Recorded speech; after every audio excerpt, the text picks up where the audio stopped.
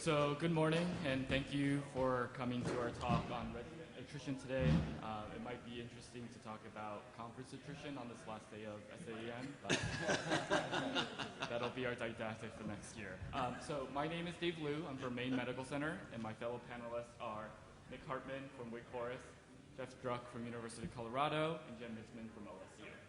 So this talk came about from a SAEM GME subcommittee objective to create a didactic that would be of interest to GME educators. There's been a lot of interest on burnout, wellness, and career satisfaction, and this is likely due to pressures from political, economic, regulatory changes. So in talking about what we wanted to present and talking about burnout, career satisfaction, it led us to wonder if burnout and career satisfaction concerns led to attrition at the resident level. So this is important because, we have an interest as a specialty in recruiting and retaining residents who will complete and become successful in their training. And then when a resident leaves a program, of course, faculty and residents encounter disruptions in their schedule, workload changes, and lower morale. So our objective was to look at national rates of and reasons for resident attrition in ACGME programs between 2006 and 2015. So we were able to partner with AAMC to look at data from the National GME Census. This was 10 years of data from 2006 to 2015. And the census contains data on every ACGME EM program that had a resident leave. And it includes information such as gender, race, ethnicity, type of medical school, their rate, their status and reason for attrition. And we were also able to compare EM rates of attrition with other top 10 specialties across the country. And this project was generously funded by CORD. So looking at some of the data, so if you look at attrition rates across the last 10 years in emergency medicine, we actually have the lowest rate compared to every other specialty, at least the top 10 specialties, I should say. So psych is number 1 at 6.0%, with surgery at 2.7%, and EM is the lowest at 0.8%. If you look at attrition by gender, so even though women comprise of only 38.8% of residents overall, the number of women who experience attrition, it's actually 44.3%. And if you look at the difference, it's actually statistically significant. Next, we looked at attrition by race and ethnicity. So looking at the overall numbers, so the largest group is white at 72.2%, with the next group of being Asian at 13.2%. Hispanics, Latinos, and blacks and African Americans. When we did pairwise comparisons, we found that African American black residents and Hispanic Latino residents were significantly more likely to leave than their white and Asian resident counterparts. If you look at attrition by type of medical school, we did not find a difference between osteopathic graduates versus allopathic versus international graduates. Now, when a resident leaves a program, the GME census asks the status of the resident leaving, with categories that include being dismissed, transferring to another program in EM, transferring out of EM, transfer unknown, and withdrawn. And if you look at status by gender, we found that men were statistically more likely to be dismissed than female residents.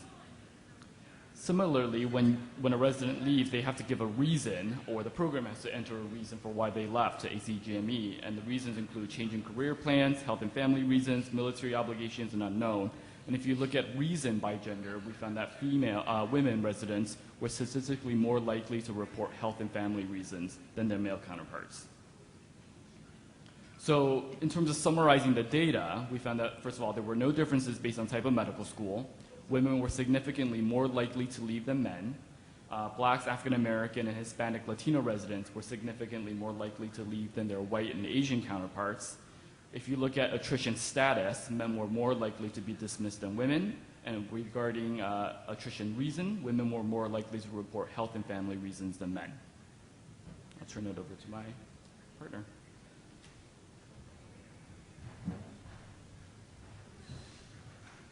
Thank you. So in thinking a little bit more about resident attrition, obviously we want to try to answer a couple of questions here. One is, why did it happen? And then also, how can it be prevented? So we're going to talk about some of those things here with the next few minutes. One of the common reasons that is given for a resident having attrition is that maybe they just weren't a good fit, either for the specialty of emergency medicine or for the particular program that they were in. One issue that we want to discuss or at least mention in this, in any discussion of fit, is that there may be a fundamental tension between seeking applicants who are going to fit in and our commitment to making our specialty and our programs as diverse and inclusive as we all want them to be. So we should be sensitive to that issue when discussing this one. From the specialty perspective, it's true that becoming an emergency physician is not for everyone. There have been a number of studies, some even fairly recently, that look at personality factors that seem to be associated with certain specialties. Once a trainee gets to the level of a residency program, though, or they're applying to that program, it seems a little bit late to be giving them advice on whether or not this is a good fit for them. So that really points to the importance of strong career counseling at the level of the medical school, and for a little bit more study to really understand what personality types are going to flourish in our specialty. At the level of an individual residency program, we have less data to really tell us whether or not we can figure out who's going to fit in and who's going to flourish in our program, but we all seem to have a sense of what the culture is and who might do well. One program actually looked at this directly and surveyed residents who had interviewed applicants and asked them directly about whether or not they thought this applicant would fit in. And then that was repeated during residency for those applicants that actually matched the program. And there was a correlation there. So it does seem that we have some ability to figure out who is going to fit in, but then we're left with this question of trying to balance that consideration with our commitment to inclusion.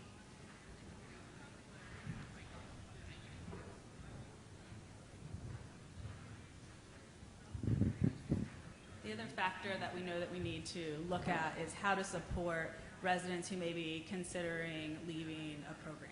So there are pipeline programs, and this is the Nth Dimensions pipeline program is what is graphically represented here, which had 300 to 400 students at 39 medical schools across the country and was designed to provide hands-on experience to procedurally based specialties, which often have lower representation of females and underrepresented minorities. And so what they were able to demonstrate was that the early hands-on experience in medical school got these residents into more procedurally based programs like general surgery, orthopedics, and emergency medicine. And they were able to demonstrate positive outcomes through the match. What the next step, I think, that hasn't been taken is to see are the students who are coming through these pipeline programs staying or leaving at similar or different rates to their counterparts who are not equally supported, and are we able to sort of prove that this kind of support, if it was able to be continued through residency and not just sort of stop at the match, would be able to help decrease the amount of attrition for these residents.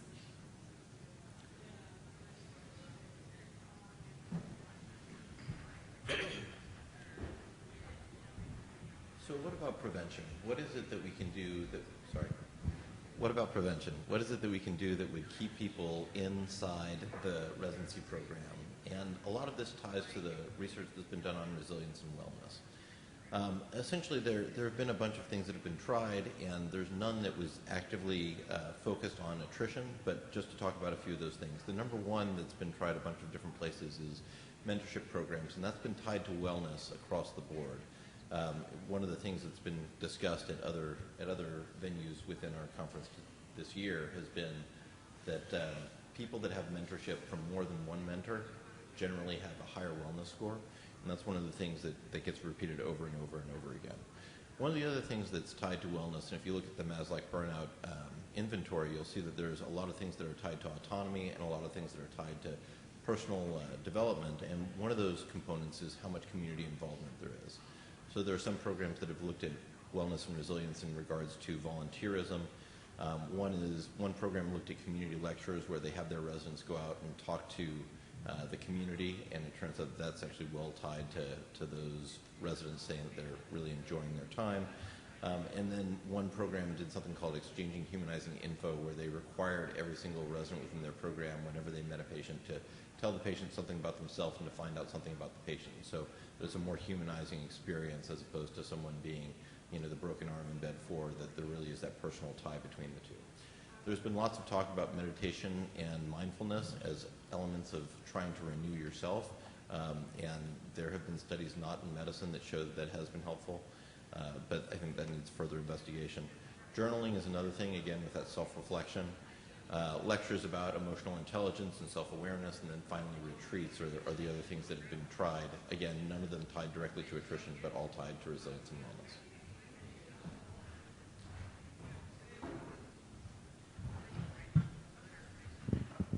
There have also, of course, been a number of programs that were targeting our EM residents, and there is literature about this, and one of the things that we know is that it needs to not just be randomly assigned mentors, but people who actually share mentorship goals for personal growth, career objectives, because in other fields, for example, surgery, the studies show that the residents leave actually for personal reasons at much lower rates than the program leadership thinks they do. So when residents report, for example, from surgery that they're leaving, the program directors are very quick to sort of tack it up to personal reasons, whatever that means to that program. Whereas when the residents are asked by these similar types of surveys what the actual reasons are, personal reasons is much less commonly reported. So we know that if we can provide our EM residents with vertical and peer mentorship, with facilitated mentorship targeting their own personal and professional goals, we may be able to prevent some of that health and family reason attrition that we see overrepresented in our female resident attrition.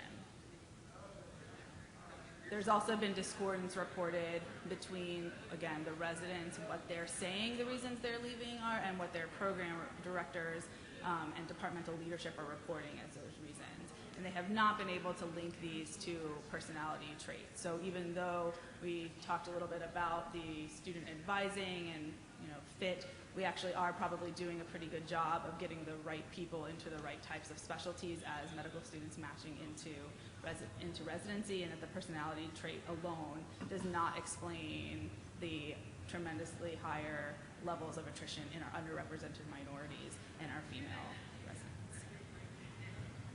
So in conclusion, we need to continue to work to identify what factors are in play that make our women, our African American residents, and our Hispanic or Latino residents much more likely to leave EM residency than their white or Asian counterparts, so that we can continue to address these factors and maintain our resident workforce as successfully transitioning into the attending emergency medicine role.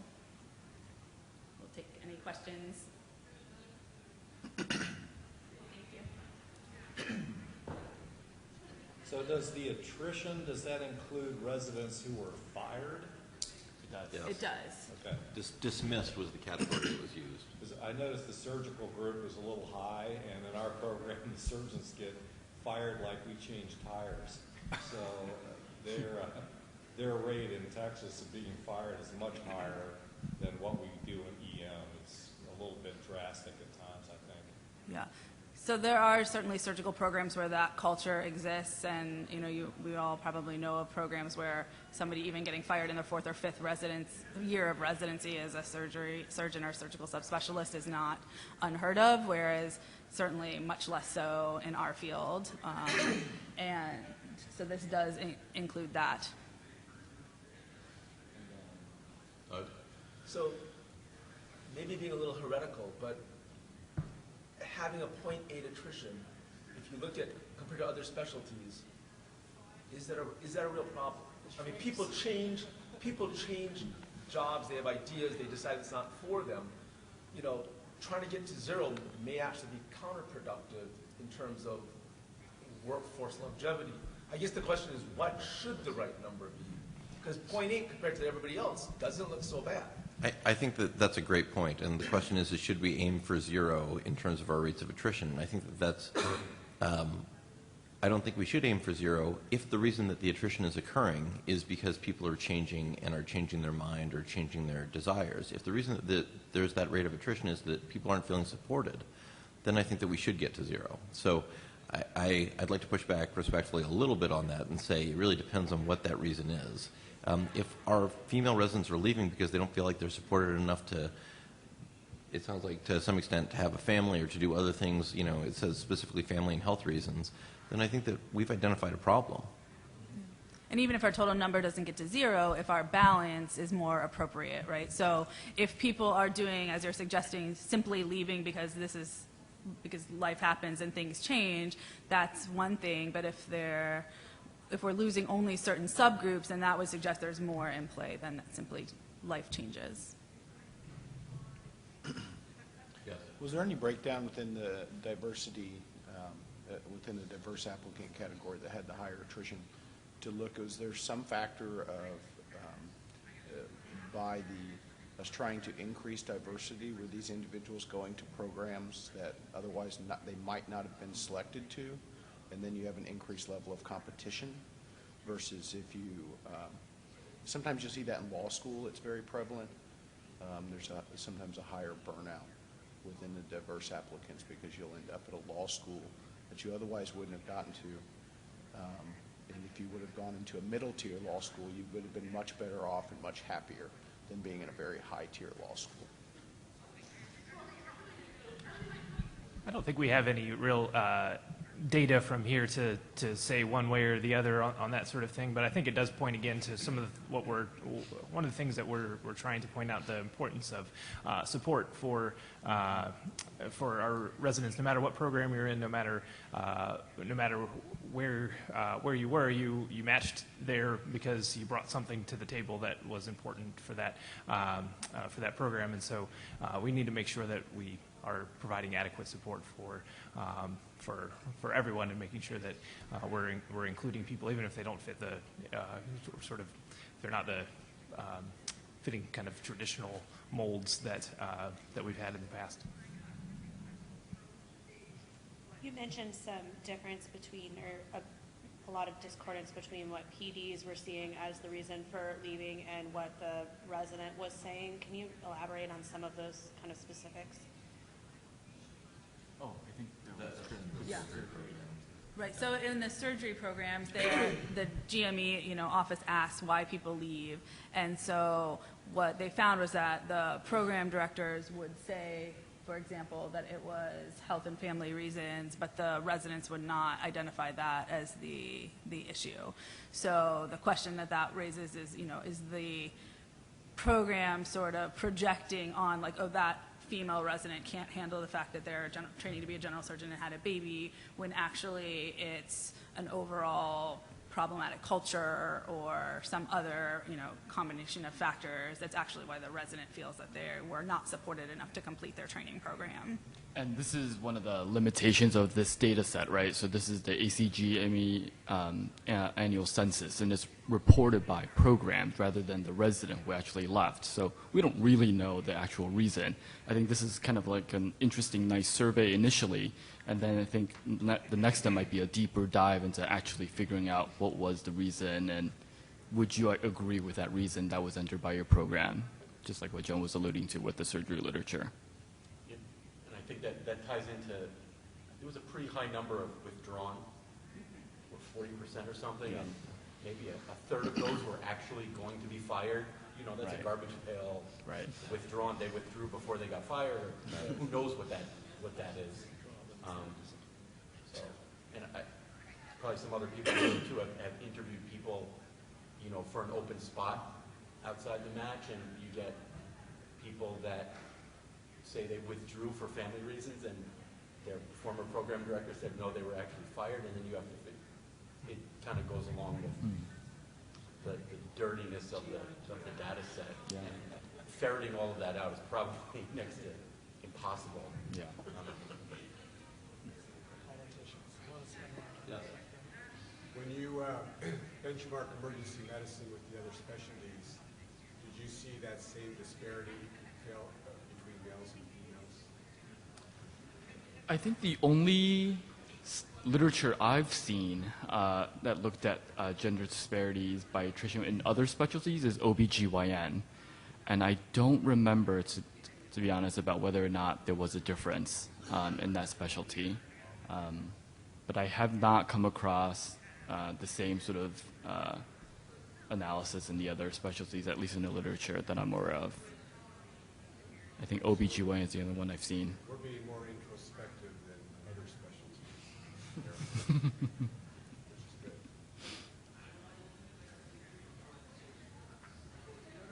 Thank you.